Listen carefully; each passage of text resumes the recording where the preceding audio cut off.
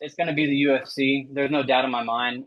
I know that once I get this win, and I'm gonna make myself undeniable. That's what it is. That's what at the end of the day, I got to be undeniable.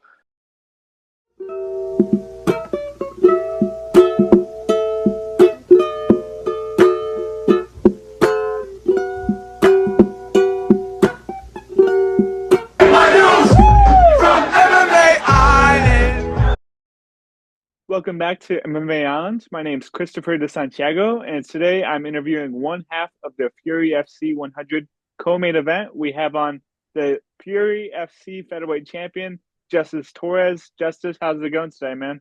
I'm doing good, man. How are you? Pretty good, man. I believe you had 3 wins back in 2024. How do you look back on an incredible 2024? As far as looking back on that, I don't really like to pay too much attention to it just because it's I gotta keep looking forward and working on towards the goal to the UFC. But it was I guess you could say it was pretty exciting to get back in the win column and just start getting it going again. Most definitely, man. And I feel like Fury FC 100, it's like a milestone event, especially for you because all 12 of your fights have been under their banner. What's it like to grow in that promotion and just see them put on 100 shows?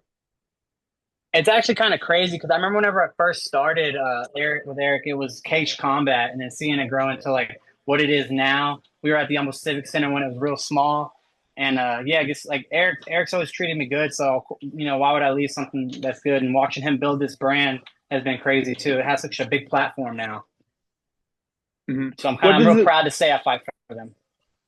What does it say about Fury to put for them to put you in the co-main event slot of just a stacked event like this one? I mean, I think rightfully so. I deserve it. Like I said, I've worked my way up, and and like I said, Eric, like I said, I guess thankful to him for giving me these opportunities because, like I said, I remember starting off in the prelims, being the first fight of the night, to working my way up to like the third or fourth, and then even being like swing bouts. And then now that used to suck. So now that I'm on the main card with the UFC Fight Pass and co-main eventing it, so it feels good. Most definitely, man. And this is your first title defense, is that correct? Yeah, yeah. So was Champ Camp different than any other ones that you've been into? No, definitely. You definitely got to turn it up. You got to find that next level because every at when you're coming up, you're going for that belt along with everyone else. But whenever you finally get that belt, everybody's gunning for you. And none of this all matters right now. You just got to grind and just really focus because at the end of the day, when the book's written, you want to be known as like the best. So you just got to keep your head down and just grind, and all the hard work will pay off in the end. Hmm. I believe Cameron Graves is somebody that's been on the Fury FC scene for a while, just like yourself. Has he been on your radar as a potential opponent? I wouldn't say necessarily a potential opponent. I mean, I've always watched him fight because like he didn't fight way before me. I remember whenever I first started off, I think he had already had plenty of pro fights, and I saw him win the belt, and then I saw my teammate Michael Aswell beat him. So I've watched him, and I always thought he was good. But as far as like being a potential opponent, I was like I never would say no to a fight against him, and he definitely worked his way up. Like his last fight, he looked good. So rightfully, he deserves it. He deserves the shot after that last fight. He looked pretty good. And you trained with Michael Aswell. I think the Fury FC fight of the year. What gym do you train out of in Houston? We train at a 4 ounce fight club. Awesome. How did you find that gym? So actually, I mean, I've always heard about the gym, but Jacob Silva actually put me on the gym. He was like, "Hey, man, they got killers over there. I promise you, you'll step your game up if you come here. Just come try it." So I started dropping in, and I got and Daniel opened his doors up, and then after that, I guess like seeing all these killers in here with Hector, Alden, Josh, and just everybody, even from like the amateurs, they're killers. And I'm like, oh yeah, this is where I need to be at. So I ended up ultimately making the decision to switch over from Metro Fight Club over to 4 ounce. Hmm.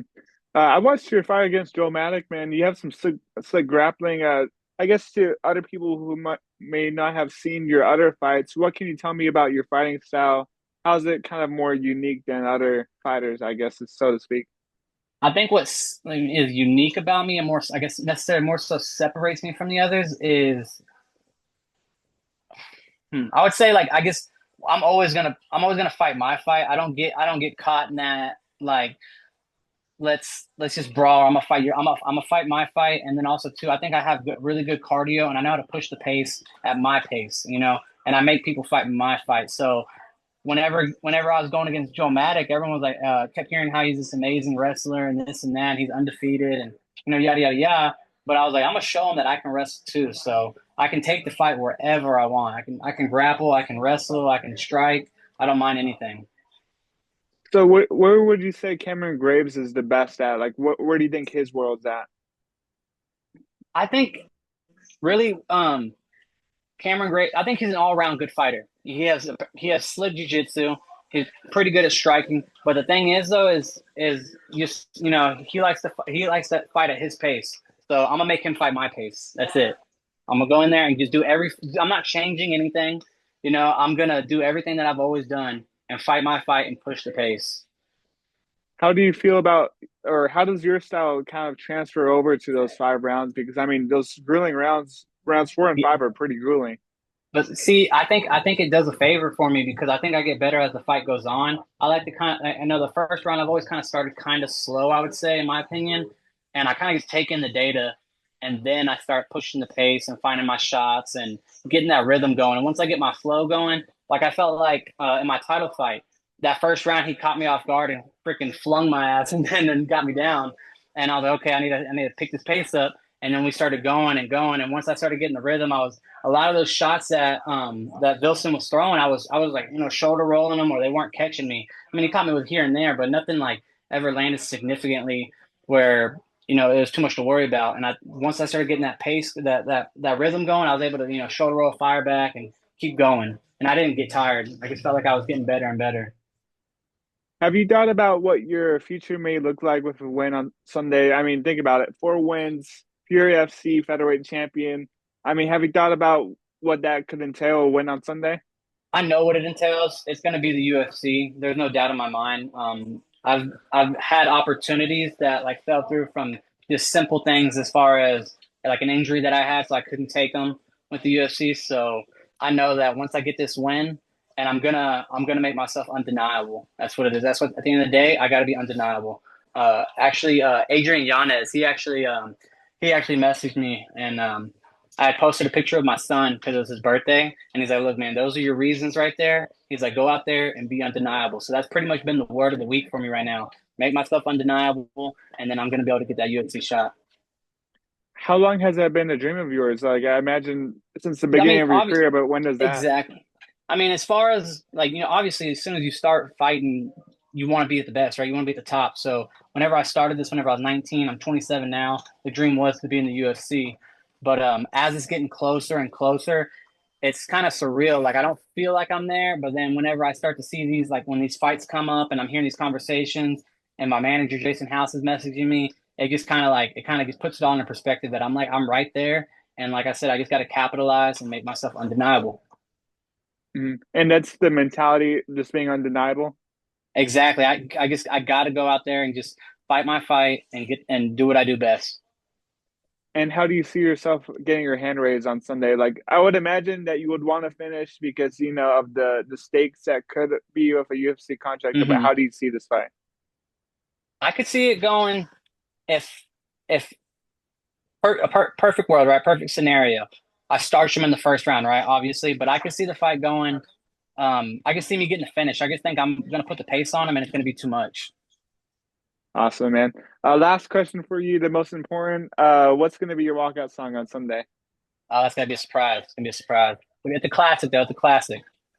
Yeah, something It's from not. like the It's not an H 70s town. or No, no, no, no, no. It's not an H town class. It's just I don't know. It's a more. It's gonna be a street rap song, but it's just a typical classic.